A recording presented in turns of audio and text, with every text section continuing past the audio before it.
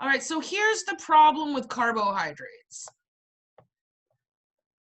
They get stored super easy.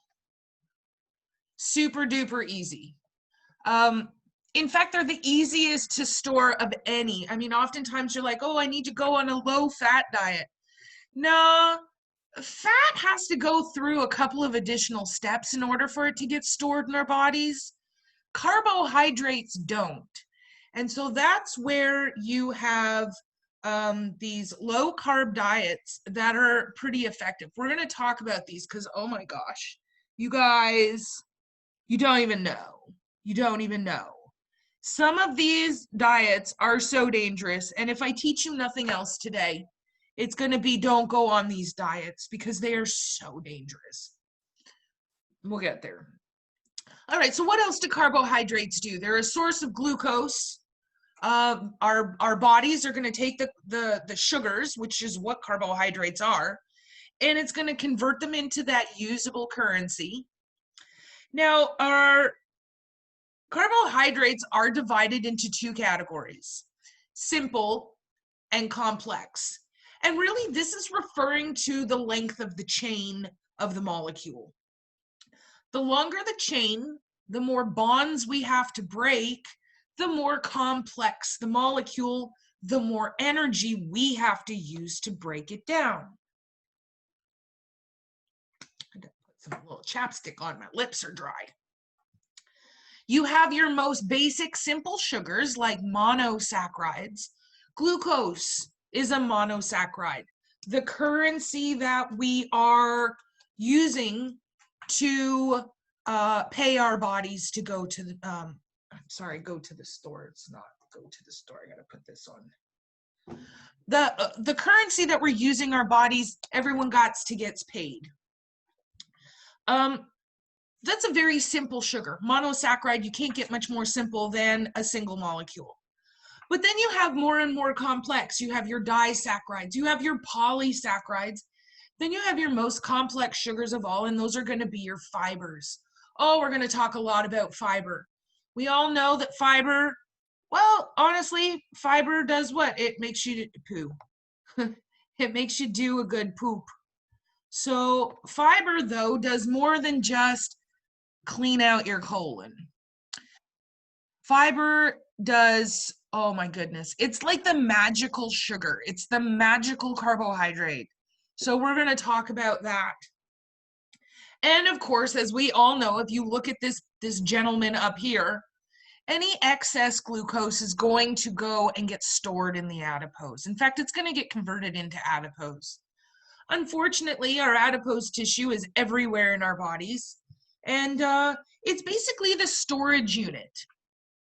It's where we store energy for a rainy day. And we can also break it down as needed. So for example, right now, I have not eaten breakfast. As you guys know, I don't.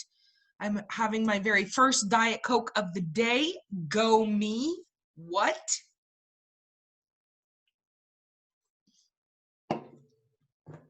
Usually I've had 2 or 3 by this point. Honestly, this quarantine, my Diet Coke intake is out of control. Out of control.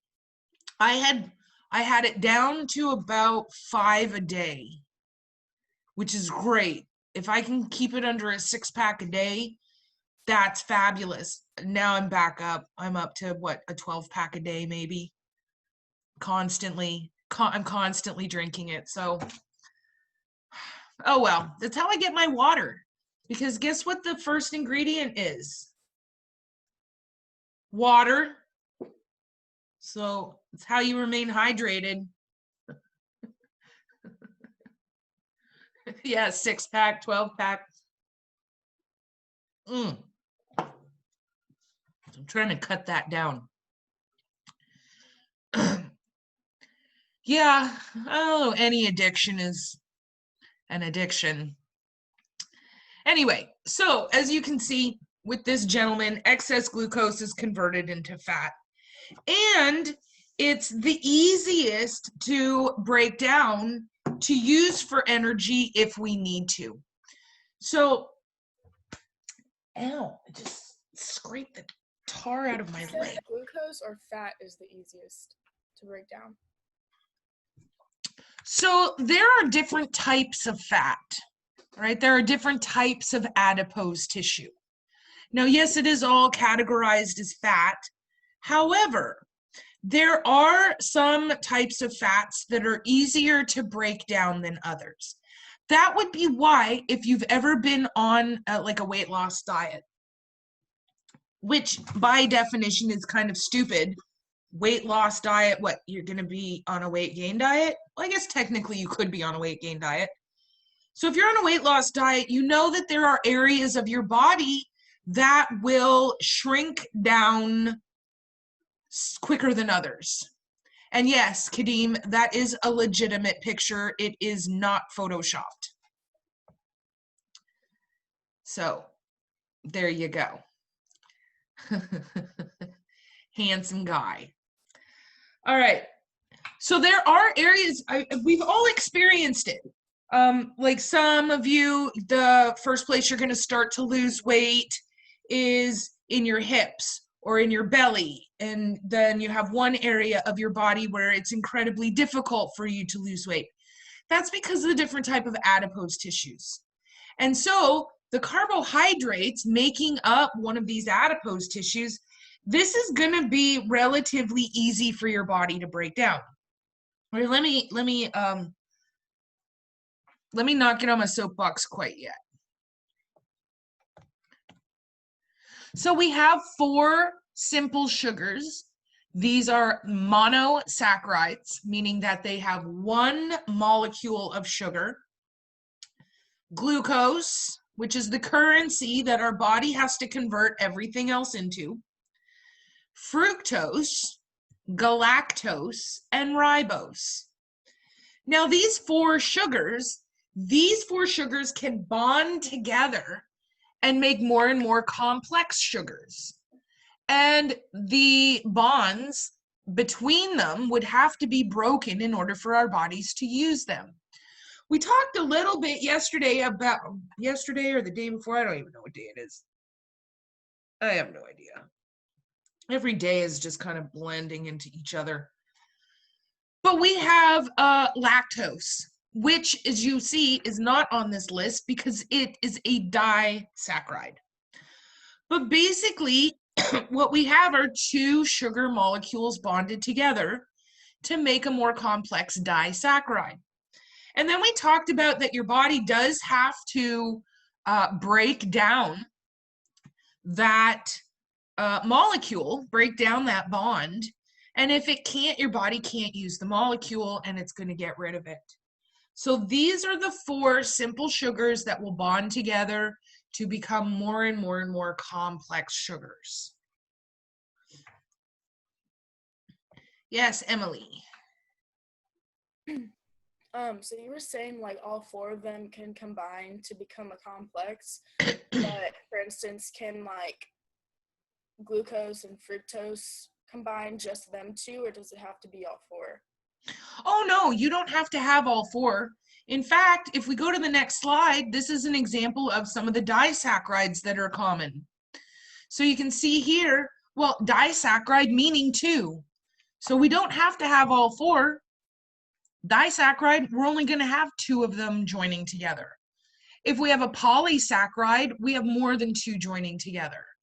So yeah, we can have multiples. Really, any configuration of these sugars can bond together to make more and more complex sugars. So here we have our disaccharides, sucrose, maltose, and lactose. And these disaccharides are just a little more complex because they have 2 monosaccharides bonded together. You can see here sucrose is a glucose and a fructose together. And in fact, some of these words are words you've already heard, like the word sucrose. You're like, oh, we have to have a low sucrose diet, or oh, the fructose sugar is very bad for you. Not really. It's not. It's just these sugars have varying degrees of ability to be stored. So fructose just happens to be stored a lot easier than some of the other sugars. Maltose are two glucoses together. A lactose, which is what we find in milk, is a glucose and a galactose bonded together. And so again, we've got to be able to break the bonds. We've got to depolymerize these molecules in order to turn them into monosaccharides and allow the body to use them. We have more and more complex like starches, which would be like your delicious like potatoes and French fries. All of those are going to be your starches, and your fibers. We got a ton of different types of fibers. Corn on the cob is a fiber. That's why corn is in so many of our pet foods. It is considered a fibrous sugar. And the fiber, though, is really difficult, if not impossible, for our bodies to break down, which doesn't sound good, but it does actually serve a really important purpose. So we're going to talk about that here in just a minute. Yes. So the liver is going to, well, the liver really does convert all of our nutrients into something that is usable. So that is the other problem with fructose. Fructose is stored very easily, but it's also much more difficult for the liver to process. And so what happens is you do get these secondary clinical issues. You can get the hepatic lipidosis, which is the fatty liver. You can also get where the liver is just simply overworking and producing more of its own byproducts like albumin or alkaline phosphatate. And so that's one of the problems with fructose. It gets stored super easy and the liver has problems processing it. And so that's why they do say try and avoid the high fructose sugar. Ultimately though, I mean, in moderation, it's not going to hurt you. Most baby formulas, yeah, so that's the big problem though, Britt, you're absolutely right. I love these points that you're bringing up, is baby formulas, the big controversy is, okay, so here's the issue. Fructose is one of the easiest sugars to store, as I said, for usable future energy. It's relatively difficult for the liver to break down. And so what is ending up happening? Actually, you know what? I need to see everybody. So here's what's happening, because this is really kind of fascinating, and this is where we're going to be tying anatomy and nutrition together. Pointing my toe, I'm pointing my toe. All right, so you have this baby and you're feeding it the formula, and you're absolutely right. The formulas, the big controversy right now, where are you? There you are. I wanted to talk to you, Brittany, because you're the one. All right, so the formula companies are using the fructose, and the reason why they were using it and are using it, number one, it's cheap. Number two, the body is super, super easy to store it. And that's kind of the big thing, is we want to have that ability to store this energy so that the baby does have it to call upon. You know, babies are supposed to eat what, like every 3-4 hours? I don't know. I'm guessing. But they are growing and developing at such a tremendous rate that they are going to be catabolizing their own tissue in between those feeding sessions. That's where the fructose is causing a big issue. So when the body starts to catabolize itself, remember, these sugars do all go to adipose tissue, but different sugars get converted differently. So this fructose, whether it's being converted from storage or not, or it's just being converted from external gluconeogenesis, the liver does have problems converting it into something usable currency. And so here's where the fatty liver is coming in. And this is kind of a similar premise to what we see in our cats. So the liver, as we know, is the bank. And the bank is converting either everything you just took in or what you need to break down, because he's the one that's getting everybody paid.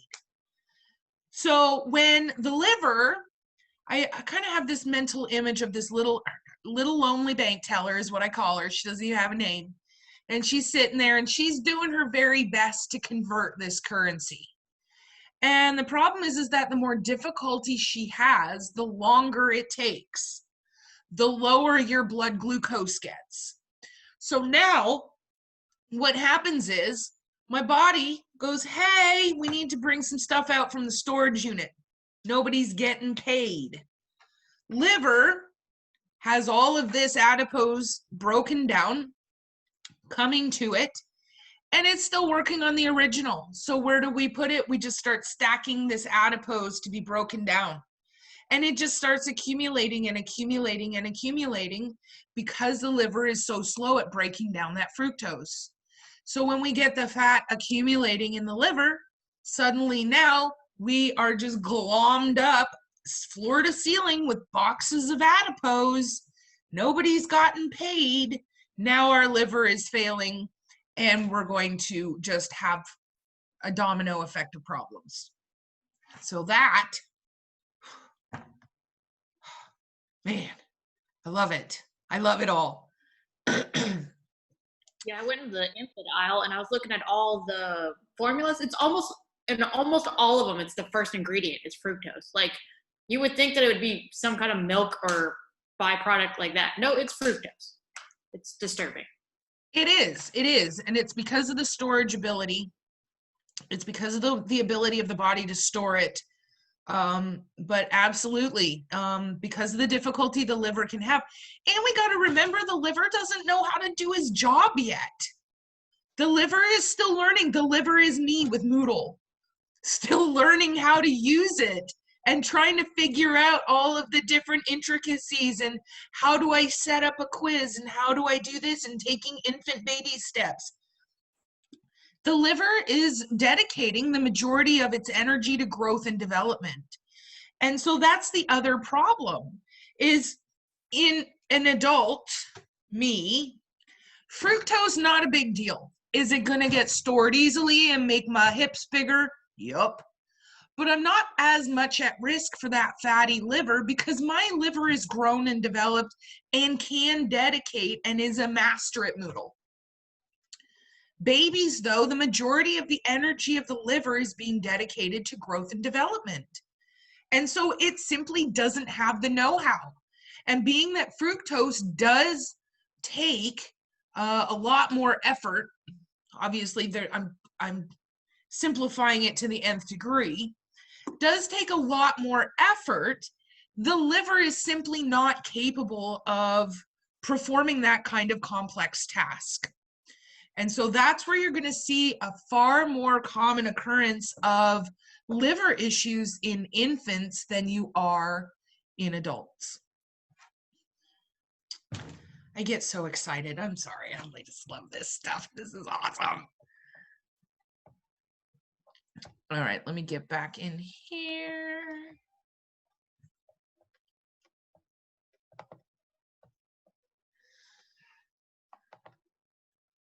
All right, so some of the functions of our carbohydrates. Carbs are ultimately a source of energy. Well, how is that? How are we using carbs as energy? Well, really all of these nutrients are a source of energy. Obviously, it's an energy producing nutrient. Energy producing meaning that we can convert it into glucose and we can use it to nourish the cells of our bodies. But carbohydrates are also a source of heat. What? How is this possible that my carbohydrate donut is providing me with heat? Well, we got a couple of different ways it's doing this. Anytime your body works, you're producing heat. So if you think about it, when it is cold, I was actually just talking to some old friends of mine up in Canada. And here it is, May the 8th? May the 8th. And they have just had a polar vortex come through. And I wanted to share that with you. It's crazy. So they've had this polar vortex come through yesterday. And they got snow.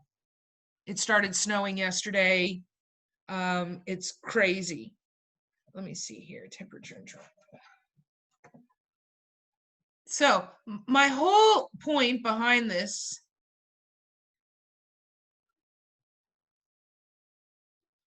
yeah, it's 30 degrees up there right now. So, and it's going to be snowing for like the next 2 days. Big polar vortex, whatever they call it. Anyway, so my whole point is when it gets cold here, cool, in the winter, that's when you're going to start craving those very high carbohydrate meals. You start craving the pasta, the lasagna, the spaghetti, the very heavy, the thick, meaty chili. Oh, I'm making myself hungry. Oh, I do make a nice chili. I might have to make some chili this weekend. Anyway, sorry, off topic. I do make a lovely sweet chili. I don't do the spicy chili. I'm Canadian. I love sweet chili, and so I do a really lovely sweet chili, and I put some little 3-cheese pastas in there. Oh, so good.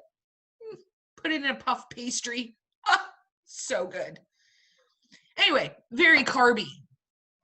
Well, the reason why you are craving those carbohydrates in the winter is because you're trying to thermoregulate.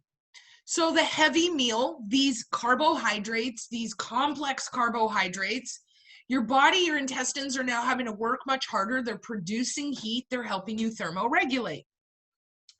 In the summertime, you don't crave usually. You don't usually crave those super heavy, carby, just hard to break down meals.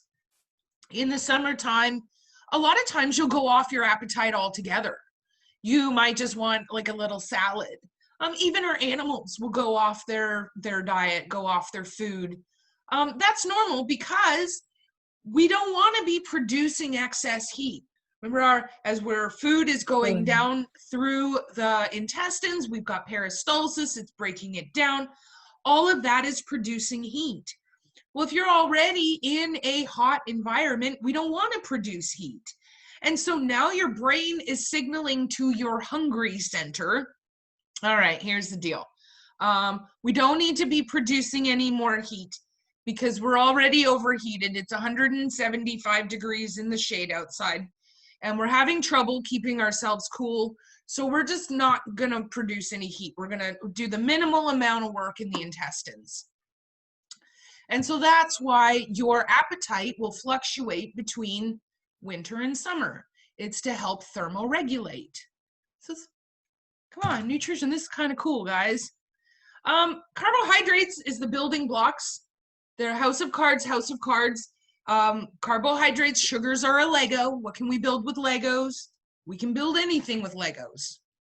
So we are going to take those individual Legos. Not only can we use them to nourish our cells, but we can also use them to build other structures needed in the body. And then, of course, as we said, carbohydrates, oof, do they get converted? I'm very sad. I seriously, guys, I know I joke about not exercising. No, it's not a joke. I don't exercise. I don't enjoy it. I don't like doing it. I try very hard to minimize the amount of exercise that I get each day. Wednesday, I walked all the way around to the bridge, which is about 200 yards. I walked like an eighth of a mile, guys. Seriously. I thought I was going to die. 1/8 of a mile, 1/8 of a mile. But no, you know what? It was 1/8 of a mile there and another one because I had to come home. I had to sit down and take a nap. It was crazy. I thought I Too was in a much. marathon. Too much. It was too much. Once I got home, I was like, oh my God, never again. If I needed to pack a lunch, I didn't even take any food with me. I thought I was gonna die, guys. I really did. At one point, I was like, this is my life now. I'm just gonna live in the park. You're gonna have to scavenge for food with those raccoons and fight them off. I know. I was like, okay, I can't even go fishing because I don't eat seafood. Maybe I can catch one of these water birds, make a little campfire. I could see my house. It was like a mirage. It was 1/8 of a mile. But no, in all seriousness though, I'm going to have to get my exercise bike out and I am going to have to start doing that because I don't even have any pants that fit anymore. Even my stretchy, comfy pants are starting to look like yoga pants. So, yeah. And it's all because of this guy, carbohydrates. Lord knows my diet has been absolute crap. Nacho cheese Doritos for breakfast? Yes, please. I'm scared to try my scrubs back on or try my scrubs on because I'm like, Lord. I'm not even doing it. There's no way my scrubs are going to fit me. So I'm going to be pulling out. I'm going to get my significant other. He's over this weekend. And so I'm going to get him to help me pull it out of the front bedroom and just start riding and start, eating a little bit better. Stop having hot dogs for dinner every night. Oops. All right. So when we are digesting and breaking down carbohydrates, as I said, this is a lot of monotony and a lot of repetition. These carbohydrates do have to be broken down into monosaccharides. These monosaccharides travel in, yeah, Brittany, I know it's what I said before break and it didn't happen. So I'm feeling judgment from you. I'm feeling judgy McJudgerson right now. So I'm going to do it. I'm doing it. All right. I appreciate your tough love though, Brittany. And honestly, keep on me. On Monday, I need you all, the very first thing, because I'm going to forget, but here's what I need you to do. I need you to shame me. No, Brittany, seriously, shame me. Monday morning, no, not Monday. I don't see you guys again till Wednesday. Wednesday, you are all going to go, Miss Huff, we are not starting class until you turn your computer and show us a bike. Show us the bike because it will be right over here. I put it in my living room so I can ride it and watch TV. Yes. And so all I have to do is I would just have to turn my computer like this and show you that it's in there. And So, how many miles you've done on the bike too, not just yeah, your bike. Yeah, to prove that I will pinky swear. You guys know, in my world, there's nothing higher or more sacred than a pinky swear. And so I pinky swear to you, I will be on the honor. I'm not going to say, oh, I rode 15 miles when I didn't even get on it once. I will keep a log and I'm going to have you guys make me be held accountable because I have got to start getting to where I can get pants on again. Okay, wait, I am wearing pants. Just with buttons, with zippers and buttons, right? That's not what I stretchy mean. pants. Not stretchy pants. Yeah, because I just realized that made it sound like I'm sitting here with no pants on. No, I'm wearing pants.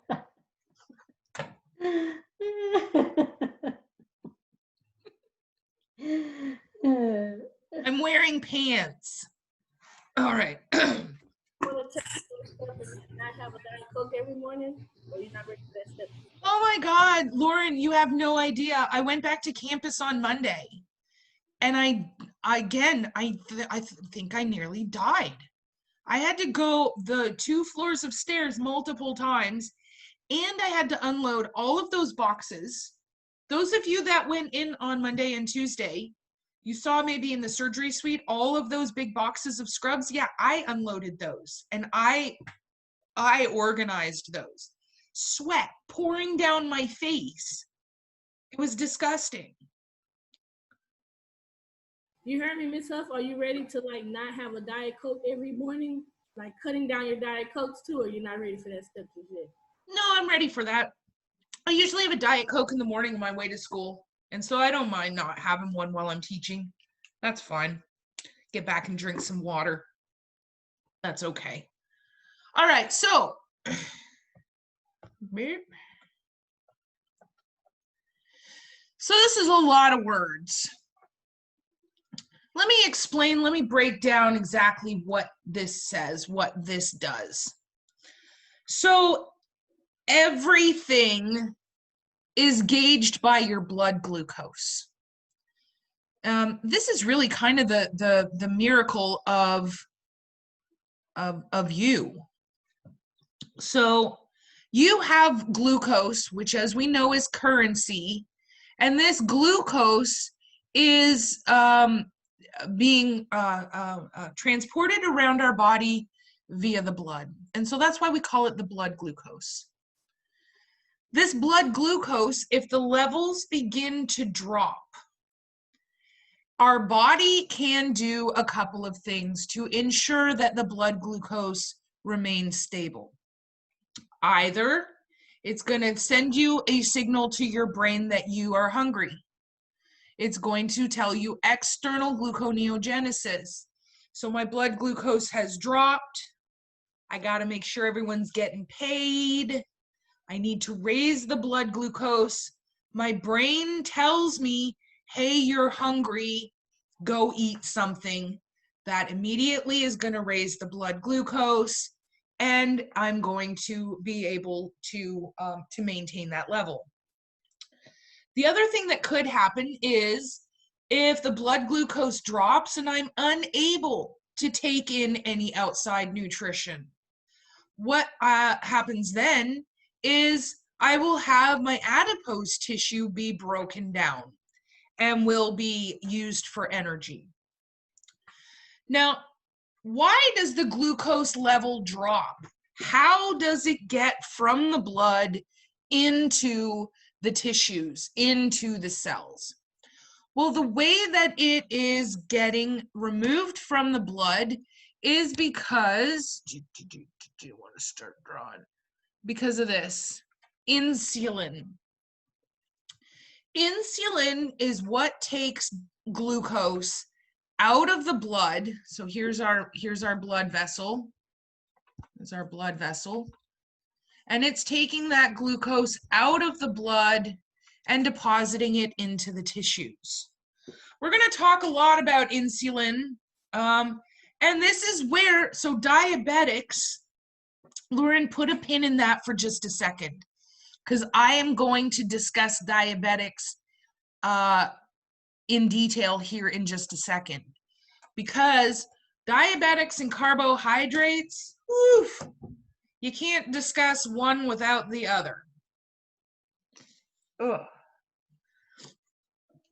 So I'm going to go into diabetes, and we're going to discuss exactly what's happening. So as our bodies are needing to maintain these glucose levels, that's kind of the whole point behind all of this, is we need to maintain the glucose levels. We got to make sure that we have enough glucose to pay all of the cells in our bodies. We need to make sure that we have enough insulin. Insulin, as I said, is what's getting the glucose out of the blood and into the tissue. If you don't have insulin, you can still have glucose. Your liver is still breaking it down. Your liver can still break down your adipose tissue. Your liver is still depositing glucose into the blood.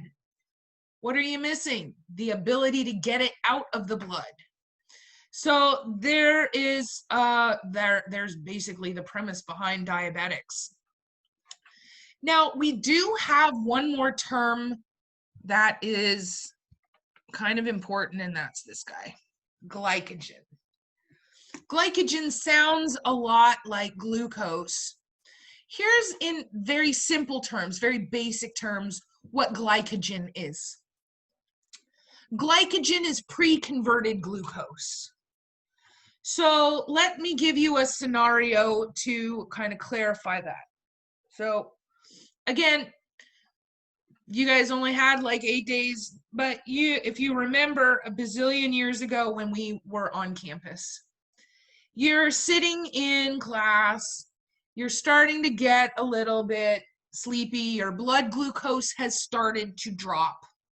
You can't, so you guys are asking me what it's going to be like to not have a Diet Coke. What about you guys who are eating constantly the entire day, the entire time I'm teaching? What is going to happen? Yeah, I see a bunch of you with your mouths full right now. Yeah, Kaylin, I'm looking at you, Kaylin. You've been eating the whole time. What is it? Are they potato chips? Cheez-Its. All right. And I knew it was something like that. I thought they were potato chips. Yeah. And so I'm seeing a whole bunch of you. What's going to happen to you guys when you can't be, shoveling food into your pie hole the whole time? Withdrawal. You're going to have withdrawal. Rob's going to have like this little hoard, and he's just going to like run down to the bathroom, and he's going to have it like hidden up in the ceiling tiles.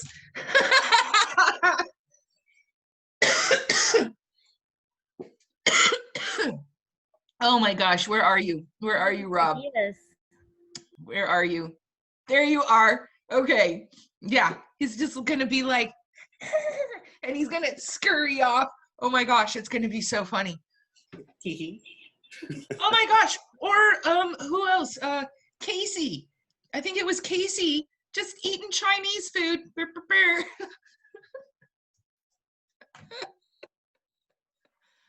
Oh, I love you guys. You guys are so fun. I love you. All right, but when you're in class and you can no longer eat constantly while you are watching my riveting, amazing lecture. Yeah, I said it. I went there. So my riveting, amazing lecture. So you're sitting there, your blood glucose has begun to drop. Your body goes, uh-oh, we can't pay anybody.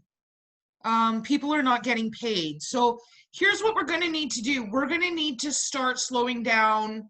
We're going to need to start laying off.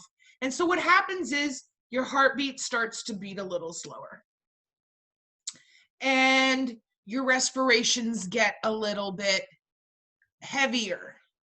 Your eyes start to get heavy, because basically what your body's doing is he's running around turning off the lights because you don't have the money to pay to keep them on.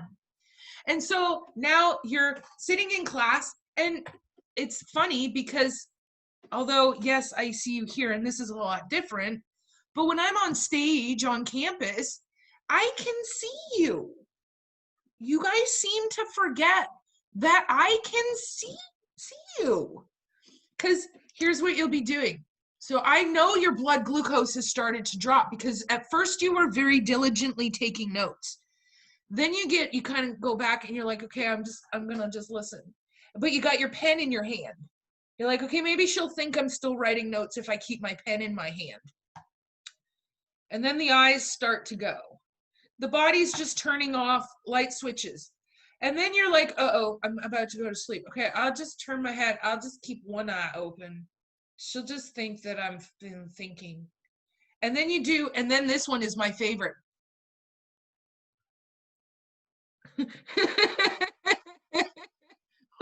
You're doing zombie face because your eyes, you're trying so hard to keep them open.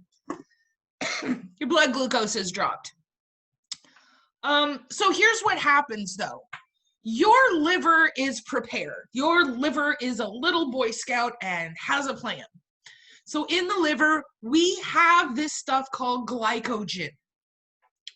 Glycogen is pre-converted glucose, which means that we only have to go through a couple of steps in order to convert it.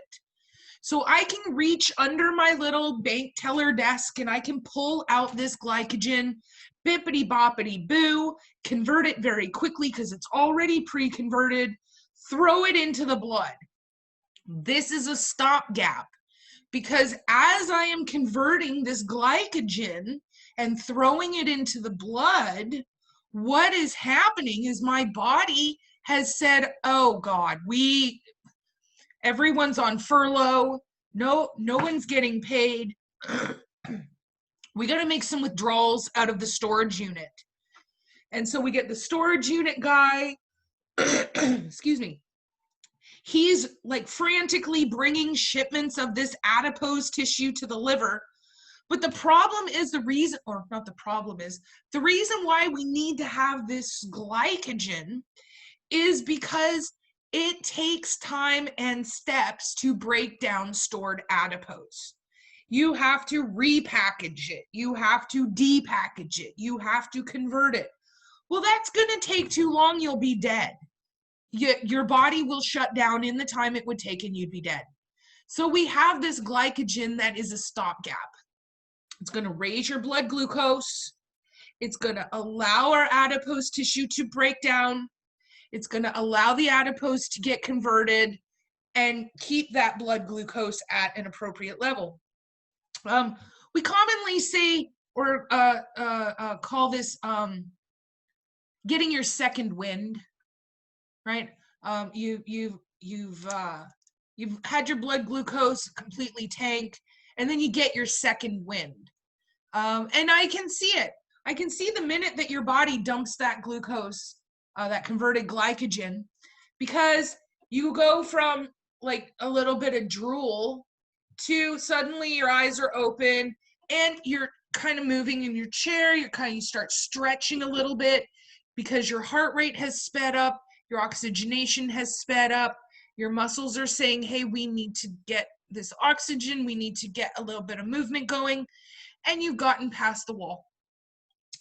So why am I bringing all of this up, and what is its relation to diabetes and carbohydrates and all of the such?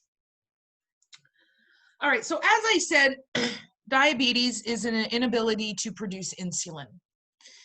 Insulin is produced by the pancreas as its endocrine function. Endo meaning into, crine, the blood.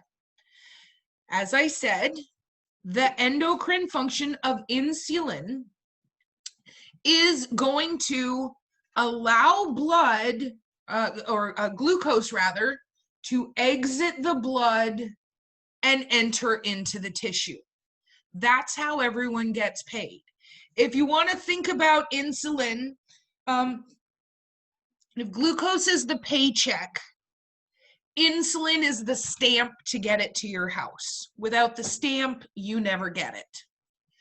So here's the big problem with diabetics is, so when my blood glucose begins to drop, in fact, the blood glucose doesn't even have to drop. Let's say, I'm gonna do a little bit of drawing, I think, because I can. All right, so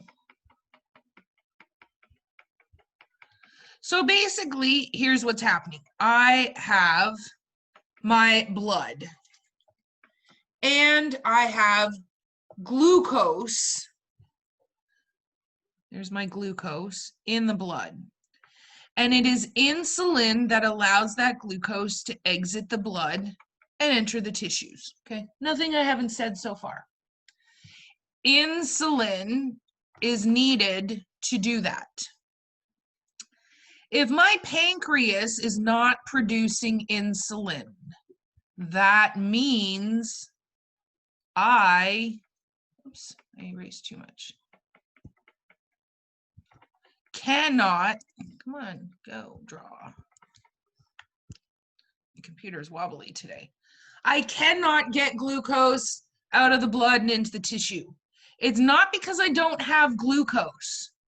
I got tons of glucose. I got glucose for days. I cannot get it out. So here's what happens. Your body says to your brain, guess what? Nobody's getting paid. And so brain goes, uh-oh, all right, that's a problem. Now, the big issue here is communication with your body. Your brain, your governing centers, does not understand that there's no insulin. What does your body think? That there's no glucose. It does not understand that we do have the glucose, we just can't get it out of the bloodstream. So what does the body do when it thinks that we have no glucose? It starts pulling adipose, and starts sending it to the liver. It's also going to shoot all of that glycogen. It's going to convert the glycogen. It's going to start shooting that in. Because again, it doesn't understand that it's because we have no insulin. It thinks it's because we have no glucose. And the remedy for that, give us some glucose. Here's the problem. Now I got glucose for days. I got glucose for weeks. I got so much glucose. I'm now glucose toxic. Can I get it out of my blood? Nope. And so now we get into this ferocious catch-22. My body is throwing glucose into the blood. My body, my blood can't get the glucose out because of the lack of insulin. My cells are saying to brain, hey, no one's getting paid. My brain is saying, hey, go ahead and break down more adipose. I'm getting more glucose put in, and this is where you will get diabetic comas, diabetic shock. It will cause seizures, multi-system organ failure. This is why you're going to start having detectable glucose in the urine. You should not be peeing out detectable glucose. Your kidneys are now desperately trying to filter out all of this excess glucose, and nobody's getting paid. That's the danger of diabetes. And so that's also how we remedy. We go ahead and do what? We give a shot of insulin. And now I can very easily move the glucose out of the blood and into the tissues. So why am I telling you all of this about diabetes? So Marissa, honestly, I don't think sugar makes your pee super bubbly. I'm not sure why your urine is bubbly. You might want to see a doctor about that. No, it was only because I had a friend. He had just got diagnosed with diabetes and he didn't care about it. And he told us that like when he went to go pee, it was extremely, extremely, extremely bubbly. And they said that was the sugar in the pee, which I'm asking you, I don't know. He was the one at the doctor about it, but he told us about it. I have no idea. I do not know if sugar makes your pee bubbly. I have another question too. So when you eat too many carbs, you know, you get into that huge like sleepy state, irritability. So what happens when like it's basically like simple sugars? Like what is it that's happening? Because is it like you're overproducing insulin? I'm not sure I'm understanding your question. Are you asking why do you get sleepy and irritable after you eat a lot of carbs? Yeah. Like Okay. super sleepy, can't concentrate. So yeah, let me go ahead and address that real quick because this is a great question. And then we'll go back and I'll explain what carbohydrates' role is in the diabetic animal. So whenever you eat anything, your body has to break it down. I think we are all agreed on that. This is not new information. The harder your body has to break down, has to work to break it down, okay,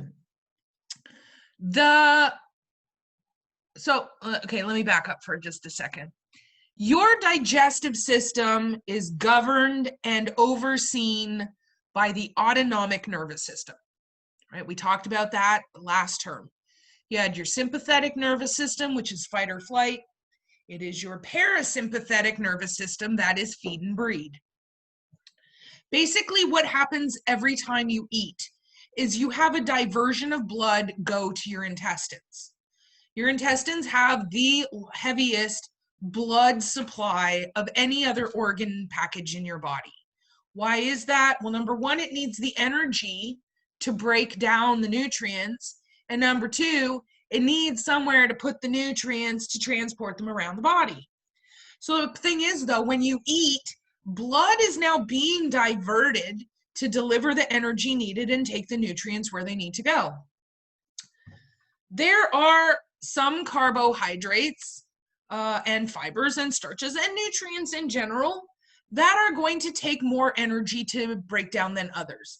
The Legos are a little harder to get apart. We're going to have to spend a little bit more time on it. It's going to take a little bit more effort, which means that more blood is being diverted. It's the same concept, Marissa, as why do you get so sleepy after eating a big Thanksgiving Day or Christmas Day meal, where all you want to do is sit on the couch and watch the Cowboys lose?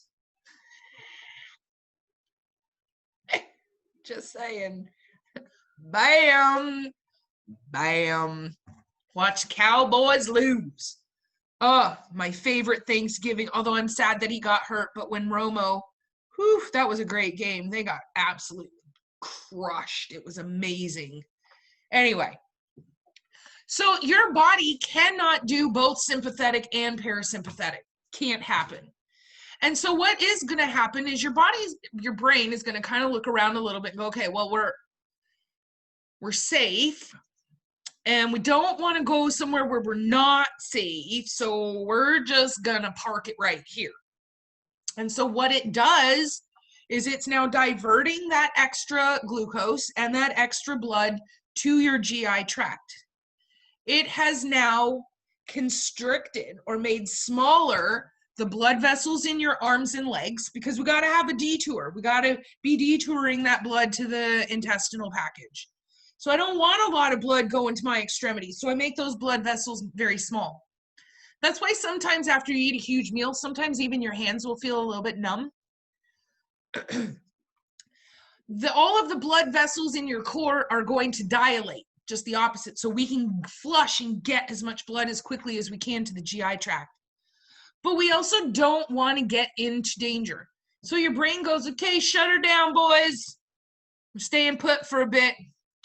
And that's exactly what happens. And so then you start getting sleepy, you start getting tired, and it just kind of depends on the nutrient that you ate.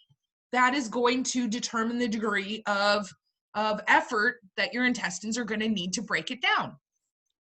You're not always going to go unconscious like after a Thanksgiving Day meal. Varying degrees. So if you have eaten a very carbohydrate heavy meal and we are having to do a lot of work, that is what is going to mandate that your sympathetic nervous system becomes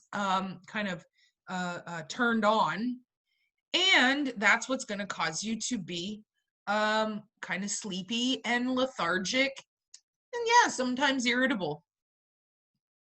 So that's my spiel. It's pretty cool. All right, so why am I discussing diabetes? This is a nutrition class. This is weird. All right. Actually, no, I don't even need to do this. So, actually, no, I want to. As I said, with diabetes, I don't have the insulin to get the glucose out of the blood. Body doesn't understand that, keeps dumping more and more glucose. Glucose becomes toxic levels, kidneys start to shut down, liver starts to shut down, nobody's getting paid. I need insulin. Well, how does all of this factor into carbohydrates? Well, it actually does. It's pretty neat.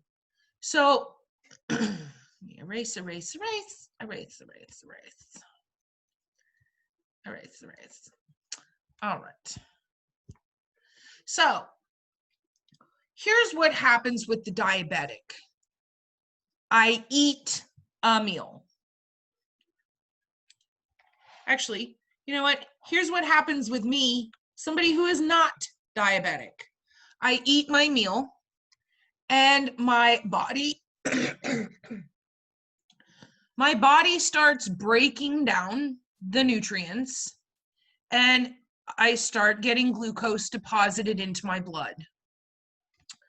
Pancreas turns on and starts removing that glucose from the bloodstream, putting it into the tissues, moving it into the adipose tissue, and my blood glucose has a nice gentle rise. That's optimal. Once my pancreas turns on, the insulin does its job and prevents that glucose from being unable to go to pay the cells or go to be stored. Diabetic animal, they eat. Here, they eat, and their blood glucose starts to rise. And there's no insulin, and the glucose continues to rise and continues to rise. And then it will stay up like this until the body uses the excess, and then we start dumping. It's a pump and dump. Kidneys are now pumping it out in the urine. We are now getting rid of it any which way we possibly can. We are drinking a ton of water so that our kidneys will be able to produce more urine to get rid of this excess glucose. And we have a very sharp drop. This is known as a postprandial blood glucose spike. Post meaning after, prandial meaning eating. Now, in the diabetic, ultimately what we would want to have happen is they eat and I give them a shot of insulin. So as their blood glucose begins to rise, that insulin starts pulling it out into the tissues, into the adipose, and we prevent this dramatic spike. Fiber is something that I can add to the diet to help ensure that that happens. And here's the amazing thing. So, no, I'll get to that in just a second. I'll get to the amazing thing in just a second. So now, in most cases, it's not going to replace the insulin, but it can decrease the amount of insulin needed. And over time, honestly, everything can be toxic. If you are injecting yourself with synthetic insulin multiple times a day, you're at risk. And eventually, things are going to start to break down. If I can minimize or even eliminate your body's need for that external insulin, wouldn't that be amazing? So here's what happens. I eat, but this is a food high in fiber. Fiber is a carbohydrate. It's a complex carbohydrate, super, super hard for your body to break down. Super hard. In fact, in some cases, completely impossible. But here's the thing about fiber. Now, we know that things that can't get broken down are taken away out in the body. But fiber is kind of your small intestine's guilty pleasure. Your small intestines look at fiber and they are like, it's a puzzle. And they will just kind of, okay, we're going to get it. We're going to get it. Hey, I can't get it. Here, Jay-Jin, and work on this for a little while. And they're just really methodical and they're really desperately trying to solve this puzzle. But what does that do? It slows, hang on. It slows the digestion process. Because my small intestines are working much longer, much harder on this food, that's going to slow the digestion, which is in turn going to slow the uptake of glucose into the blood. So now I have eaten, oops, draw. I have eaten. I don't even need the insulin at this point. I haven't even started talking about insulin. I didn't say insulin one time yet. This fiber has slowed down the digestion process. So now, instead of dumping massive amounts of glucose immediately, my intestines are taking their time. They're solving the puzzle. They have slowed it down. And now I have a much more gentle glucose rise. In fact, and because I have a much more gentle glucose rise, I may be able to decrease the amount of insulin, or wait for it.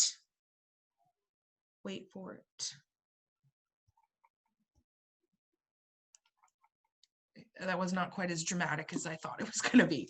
Okay, we can eliminate the need for insulin altogether. This right here, guys, is why I am passionate and find nutrition amazing. Amazing. I need to see everybody. All right, so here's what I have just basically, you guys aren't seeming to get the impact of what I have just explained to you. So let me tell you why this has got me so excited. You're like, yeah, fiber makes me poo. Yeah, okay, yeah, it does make you poo. It gives you great poops. But, okay, now, we got two different kinds of diabetes. All right, we got type A and type B. And you don't have to write all this down. This is just, I find this fascinating. And this is stuff, guys, that you're going to be doing as technicians. You need to know this stuff as techs. You're going to be educating your clients about this. So one of these types of diabetes means you're not producing insulin at all, okay? You will have to take insulin injections for the rest of your life. The other, my hair, yeah, theoretically my hair is getting very big, although I've had to start putting it in a ponytail because honestly nowadays it just starts out big. So I need to get it cut. So one type of diabetes, we don't have any insulin at all. But the other type of diabetes, you do produce a small amount of insulin. It's just not enough to fully work to get the glucose out of the blood, but you're still producing some. Dogs always get the kind of diabetes where they do not produce insulin. Canines, if they're diabetic, they will have to have diabetic injections for the rest of their life.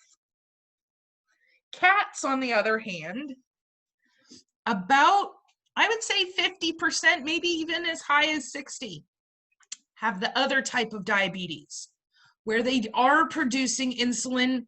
It's just not enough. If I told you that I could sell you a food that would slow the uptake of glucose to the point where the insulin the animal was producing naturally would be sufficient, here's why that's something that might interest you. Has anyone in here ever had a diabetic animal? I did. I had a Labrador who was diabetic, and I had to give her insulin until she died. Yeah, and so here's the deal, and now Jennifer, you can back me up here. You have to give insulin twice a day at 12-hour intervals. So let's say I have a diabetic animal, and I give the insulin at 5:30 when I wake up, 5:30 when I come home. Those are the times that I have to give it. That's non-negotiable. I also have to make sure the animal is eating appropriately. I have to be monitoring their urine for glucose and the amount, because polyuria, polydipsia, gotta watch for that. Yeah, Casey, you've just made kind of my point that I'm getting to. So I have to give this animal at 5:30 and 5:30. Hey, guess what, guys? Saturday morning, what time am I waking up? 5:30. No sleeping in for me. I can't sleep in. I got to give this animal his injection. Let's say it's Friday and I've had husbandry. I'm now a student with you guys. And we've all done husbandry and you guys are like, oh, phew, that was brutal. Hey, let's all go over to this restaurant and have a pint and some chicken wings. That sounds delicious, except I can't go. I got to get home and give my animal their injection. And I know you're like, well, just come on, an hour wouldn't be a problem. You can be an hour late. No, you cannot, not even 1 hour off, because then you're going to send them into an unregulated diabetic roller coaster. Then you're going to have to spend buku amounts of money, even just 1 hour. Buku amounts of money, having a glucose curve, reestablishing the glucose guidelines. You're going to have to deal with the polyuria, the polydipsia. It's a mess. There's no vacations for me. I can't just have my cat stay home for 3 days like I would normally. I have to either pay someone big bucks to come into my house and do the injections or medically board them. And I can tell you from experience, medically boarding an animal is going to cost you between $30 and $50 per day. Per day. So here's the problem, is that these animals have now become an inconvenience. Guess what happens to animals that become an inconvenience? They go to the farm. Yeah, so Mila, I get you and I desperately love you for that. They're the babies. We want to do everything we can. That's us. Okay, not everybody is on the same page as us. The minute that an animal becomes inconvenient, they are either surrendered, euthanized, or dumped. That's the sad fact. So now you have this animal, and I come up to you and I say, hey, let me tell you what I got going on. I feel like I'm in a shady alleyway, with like a trench coat. Psst. No, I did not just mime flashing you. I'm saying like I've got the food in my trench coat. So I come up to you and I say, hey, I understand that you're having a little bit of an issue here with your cat. Your cat, not your dog, because your dog you're going to have to give insulin to for the rest of your life. Only cats you can pretty much do this. If I could give you a food that would stop you from having to give injections every day, and you could go out with your friends on a Friday evening and you could sleep in on a Saturday, is that something that might interest you? Yup. And simply by providing this higher amount of fiber, we slow down the uptake of glucose into the blood. This is going to help to, or by slowing digestion rather, we slow the uptake of glucose into the blood, and that is in turn, let me get my, where is it? No. That is in turn going to prevent postprandial glucose spikes. So the three, these are the three, oops.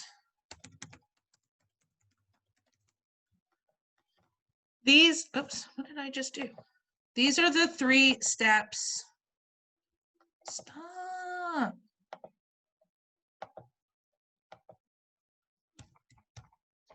I don't know what I've just done here. I've just done something I don't understand. There. All right, let me do this one more time. So step number 1, fiber in the diet of the diabetic, slow digestion,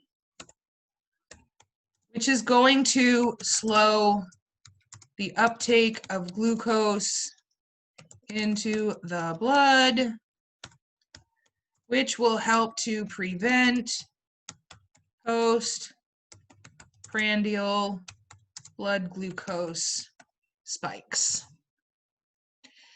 eliminating the need for insulin injections. Now, the reason why I am typing this out like this is because this is a super important complex carbohydrate concept for you guys to get. And I'm telling you right now that on your carbohydrate test, it is incredibly possible that there will be a short answer question that will be worded something like, explain the role of fiber in the diabetic diet. So what you're going to want to tell me is, how does fiber work to eliminate or at least decrease the insulin needed? It's going to slow digestion, slow the uptake of glucose into the blood, and prevent those blood glucose spikes. So I expect everybody, because I have now essentially told you a question on the test, told you it's going to be short answer, and I have now repeatedly typed out and explained the answers to the question. So I expect everybody to get full marks on that. All right, so comments, questions, concerns. Yes, Brittany, dogs much more commonly get type 1 diabetes. Type 1 is a complete absence of insulin. The pancreas is not producing insulin at all. Type 2 diabetes is one of two things. Either the insulin is being produced but not in an amount sufficient to do the job, or it's being produced and for some reason the body is not recognizing how to use it. So if you have diabetes, and it's the type of diabetes, because we have some people are diabetic and they can control it through diet, right? They don't have to be on injections. They can control it through their diet. Like my dad. Let's take my dad for a minute. Or for you Americans, my dad, my pops. My poor dad is diabetic. He refuses to admit he's diabetic. He's a stubborn old goat. God, I love that man. He is diabetic. And he is, for the most part, able to control it through diet. You know, lay off the sweets, try and minimize his beer consumption, because beer, super high in carbohydrates, unfortunately. In fact, all of those alcohols are super, super high in sugar. Super high in sugar. But he can ultimately control it. That's type 2. I have a very good friend of mine, and actually I can pause this. We don't need to put that because I will forget every time. Fiber, even though we really aren't getting any benefit from fiber nutritionally, it's not like I'm getting a ton of calories from fiber. I'm not getting hardly any calories whatsoever. I'm not getting, and when I eat corn on the cob, I'm not getting a lot of energy from the corn. So even though it's an energy producing nutrient, this particular form, fiber, I'm not getting a ton of energy. It is found in plant material.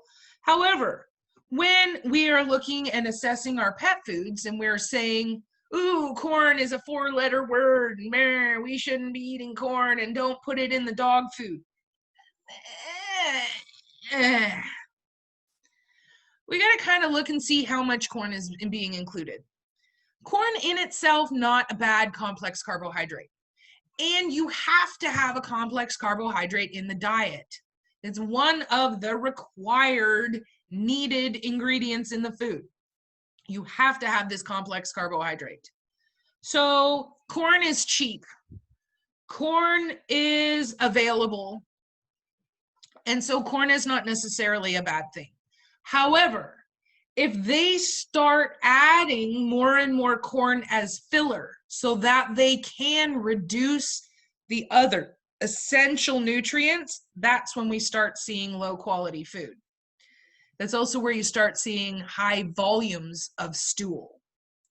So these complex carbohydrates, fibers, so as I said, corn, some of the others that you might see, I encourage you to go check your dog food and find out what kind of complex carbohydrate is included in yours. Beet pulp is a very common one. Green beans are sometimes used as the complex carbohydrate. So I encourage you to go take a look. These fibers are divided into these two categories, soluble and insoluble. And these are not broken down and utilized for nutrients. Now, that doesn't mean that our body doesn't have some sort of benefit from it. We've already talked about how it's going to stabilize blood sugar. But the colon, the large intestine, loves fiber. The fiber helps to provide nutrition for our colonocytes, or the cells of the colon. But the other thing that this fiber does is it helps the colon do his job. It's gonna help to bulk up the stool. It's gonna help to firm it up. It's gonna help to regulate the water, solidify the feces, and take down the job of the colon. So a high fiber diet is not only, we got so many benefits. Remember yesterday I told you fiber is like the magic nutrient. It does so many things. All we think of is Metamucil make me poo. It does so much more. So it's now helped us regulate the diabetic animal. Now it is in fact helping us to poop. But what it's also doing is helping to maintain large intestinal health. If you have a colitis or you have some sort of large bowel inflammation, the idea, just like when you are sick, you want to have some bed rest. You want to kind of take it easy a little bit. Same thing with our organs. If our large intestine is not feeling good, we want to give them a little bit of a break. Now, we obviously can't stop using him. We can't give him a full day off. But what we can do is start taking in stuff that would make his job easier. And in this case, that would be fiber.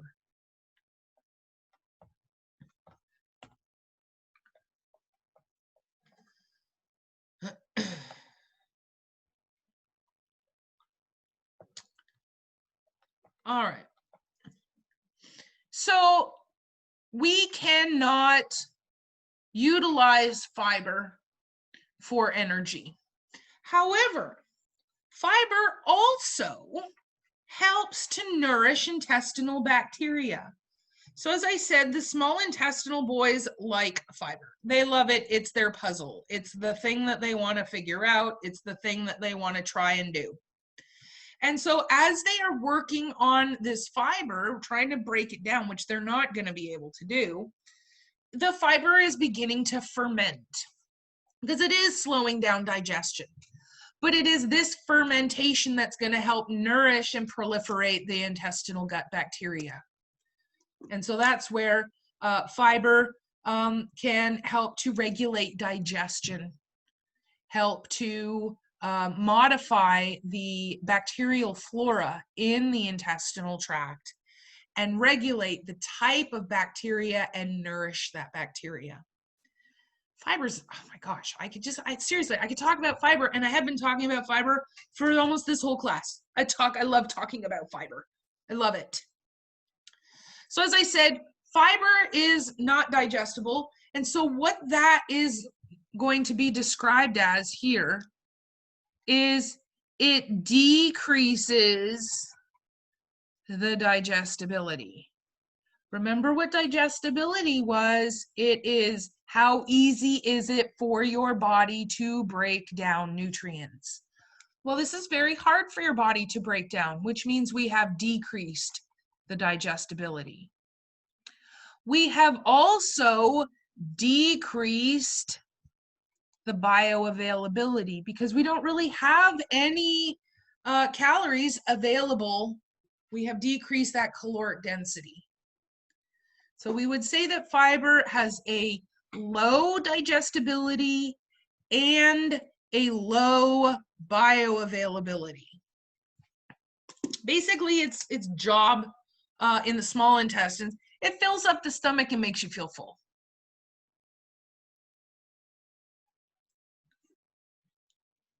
I had a question. Yeah. So, basically with fiber is fiber, since fiber can't get broken down, is that the reason why when you eat too much fiber, it just goes right through you because that's all the fiber and it's just because it doesn't get broken down, so it just makes you poop? Yep. Oh, okay. That's interesting. Yeah. It's going to help to solidify and bulk up your stool, but because your body is not really using it and breaking it down for energy, it's got to go somewhere. Now, it's not being removed from the body as dramatically as our lactose in our lactose intolerant people. That was where your intestines felt that they might have been in danger. This is just enthralling to them. And so even though we can't use it, it is all going to go out the feces. It's not in that same sense of urgency, so to speak. I had another example. So, it's gonna sound childish, but like I remember back on a long time ago, I used to watch SpongeBob. Basically, Mermaid Man and Barnacle Boy was hypnotized by Plankton. It's like a villain. So SpongeBob gave him a burger, but the burger didn't work because they're old, so their digestion doesn't work. So he gave him a full thing of fiber, and that's how it works. That's the only thing I was thinking about. Okay, so for anyone that watches SpongeBob, I've never seen it. I've never once It's seen like an a long episode time of ago episode. I've never once, I'm proud to say I've never once watched an episode of SpongeBob ever. I know who he is, obviously. But yeah, so that one is great. If that helps you, maybe it will help a couple other people if you've happened to see that episode. That's great. All right, so as I said, okay, so apparently a few of you know which one that you're talking about. I do not. That's okay. Different strokes for different folks. All right, so as I said, it's going to help to stabilize blood sugar levels. It's going to help to have the intestines form up normal stool. It's going to help to feed and nourish our intestinal bacteria. It's also going to help to prevent pathogenic or disease-causing bacteria. It's going to cause or give a part of preventing intestinal cancer. Whew. Holy smokes, guys. These are all of the things that we can see in the role of fiber. Who knew? Who knew that corn on the cob was going to do so much stuff within the body? That's pretty crazy.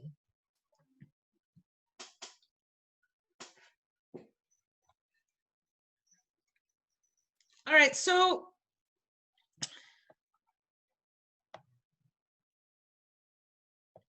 let me see something real quick. All right, I want to stop this for a second. We have one more role of fiber that I've not yet discussed, and it is kind of important. The role of fiber in the obesity diet.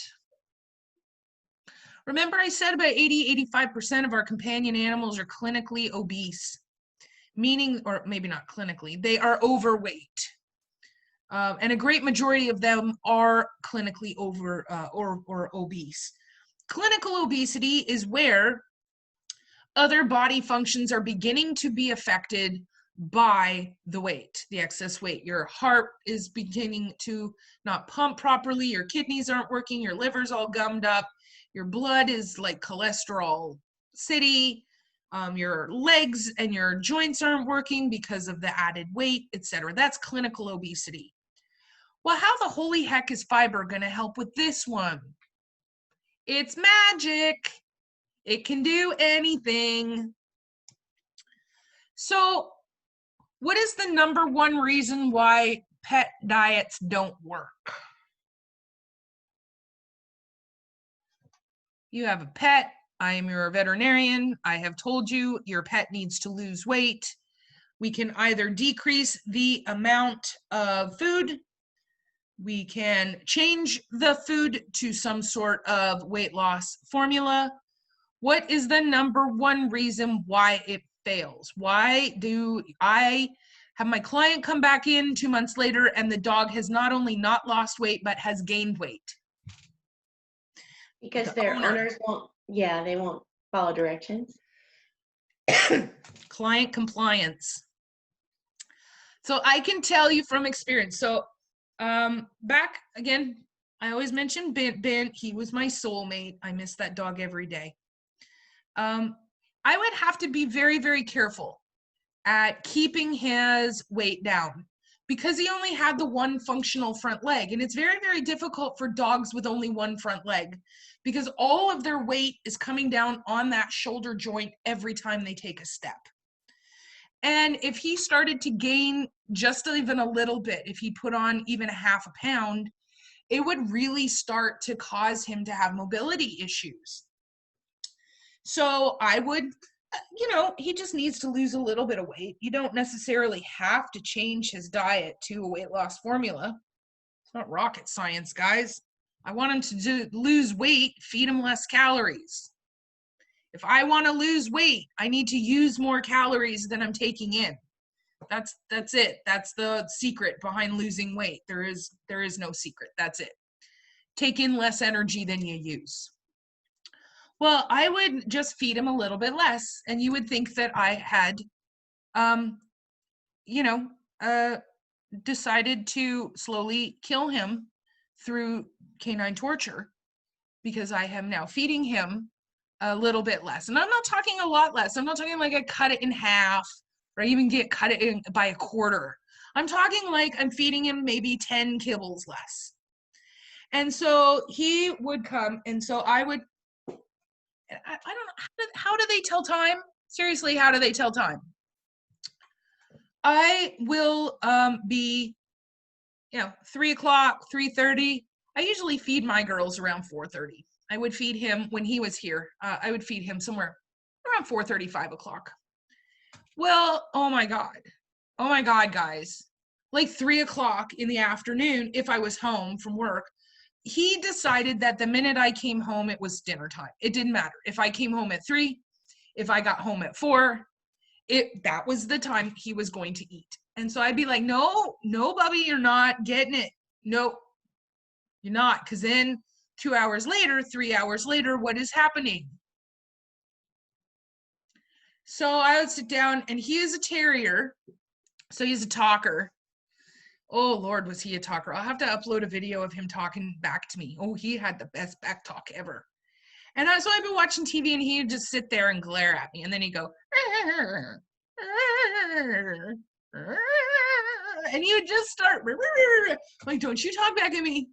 And then he'd give a little, and I'm like, oh, what word did you just use at me, young man? Don't you use that tone, that language with me. Where did you learn that? Did your father teach you that? And so yes, I have full conversations with my animals. but he's bugging me and bugging me and bugging me and bugging me. And what did I do? I fed him because it was irritating.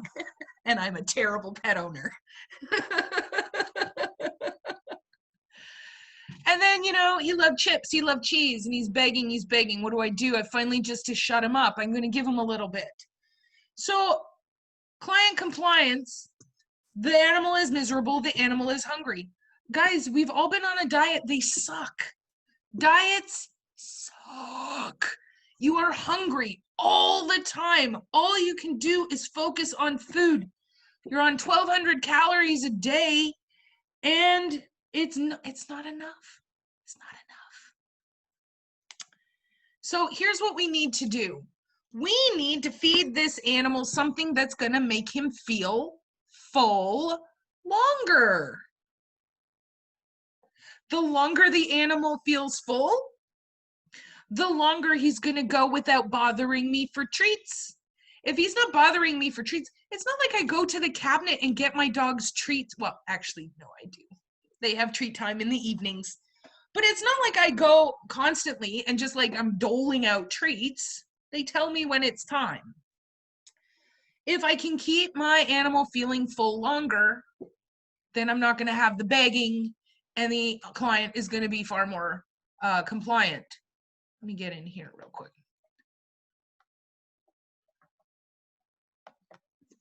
Erase.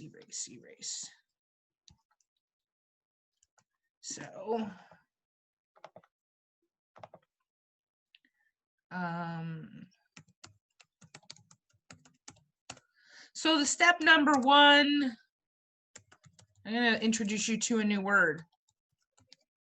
Satiety.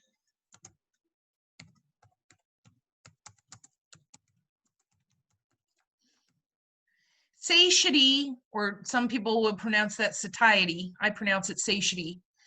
Satiety means to feel satiated, to feel content.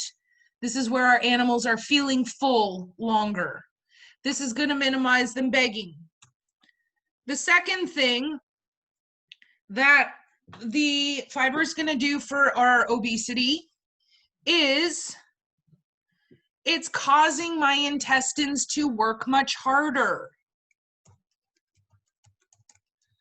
which is expending energy. So I am increasing the amount of energy that I am using. It's like a little internal intestinal workout. Think of like, even though if I'm sitting on the couch, my intestines are like, yeah, feel the burn, feel the burn. Working this much harder is going to expend energy.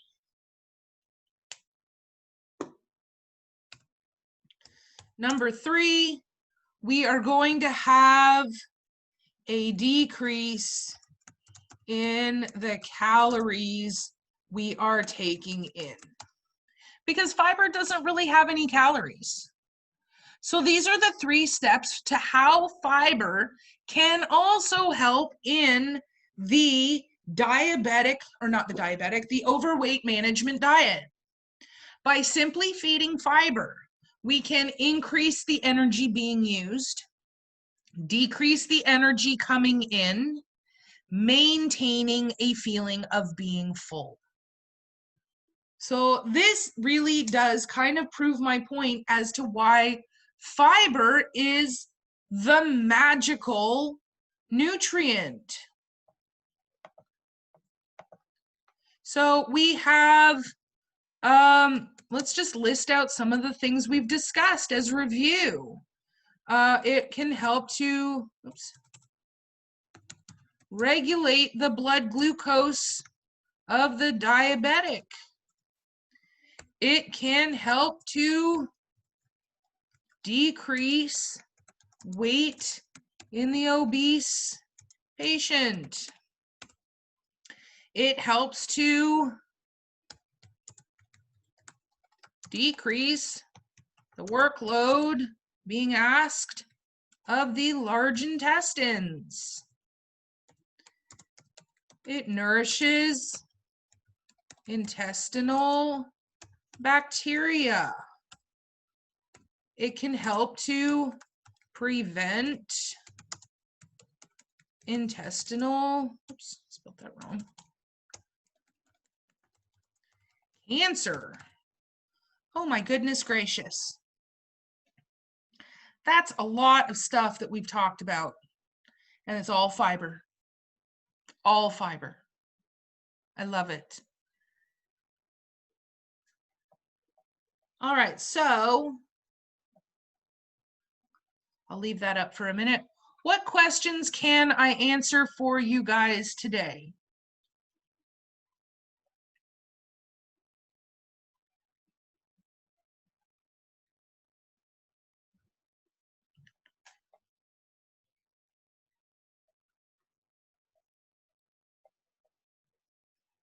No questions about this?